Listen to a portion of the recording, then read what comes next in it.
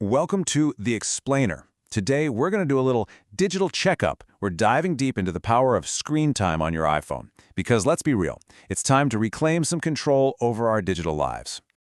All right, so here's the game plan. We're going to start with your digital report card to see what's really going on. Then, we'll talk about setting some rules. We've got a whole section for parents, which is super important. After that, we'll cover how to make these new habits actually stick. And finally, we'll walk you through, step by step, how to get started. Okay, first things first. We've got to figure out where our time is actually going. You can't really change a habit until you know what it is, right? That's where the data comes in. Screen time basically hands you your own personal digital report card. I mean, come on, we've all been there. You pick up your phone to check one little thing, and then suddenly you look up and an hour has just vanished into thin air. Poof! Well, screen time is literally designed to answer that one simple question. Where did the time go? So think of this as the diagnostic phase. Screen time is like a little detective on your phone, quietly gathering data on how you use it. Then, it serves it up in this really clear, easy-to-read report, so you can see all your patterns at a glance.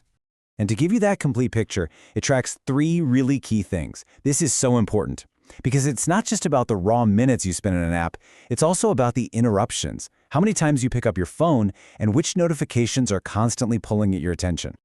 And here's a great example of how it shows you that data. It's not some boring spreadsheet.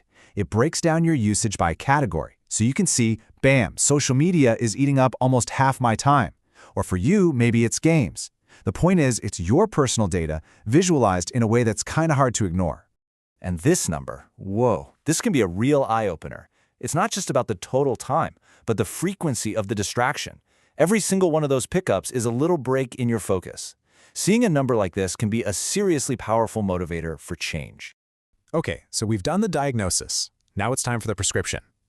See how this builds? Once you have the data and you actually understand your habits, you can start setting your own rules and really take back control. So this table, this is basically your toolkit. These are the 4 main ways you can start building a healthier digital routine. You've got downtime for big breaks, app limits for daily budgets, and then more specific controls for who can contact you and which apps are always available. Now this is a really important distinction. Think of downtime as a digital curfew.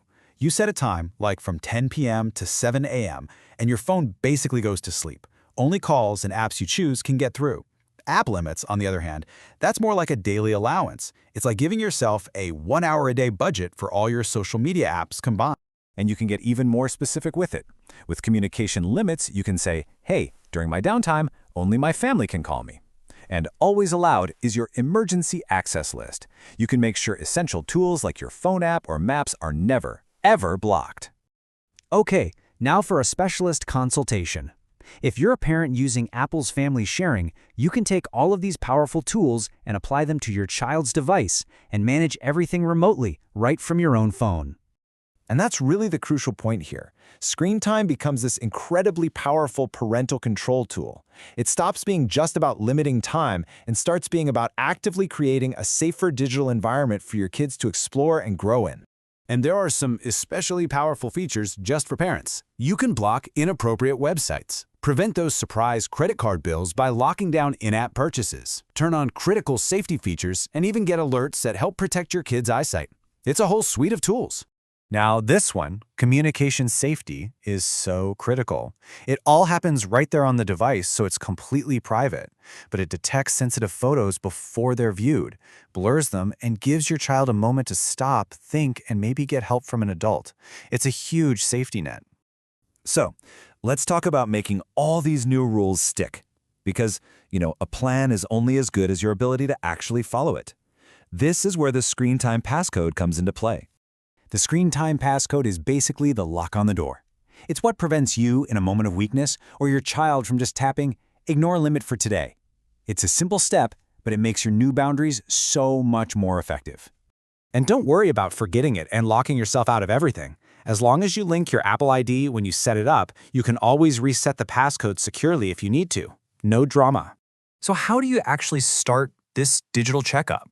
You might be thinking it sounds complicated after all this, but honestly, it is incredibly easy to get started. And I mean it, it's really this simple. It takes 3 taps. That's it. 3 taps to start gathering your data and taking back control. You just go to Settings, tap Screen Time, then tap to turn on App and Website Activity. You're done. You're on your way. And you know, ultimately, that's what this is all about. This isn't just about restricting screen time. It's about becoming more intentional with our attention. It's about freeing up real, valuable time for the things and the people that actually matter most. So the real question is, what will you do with it?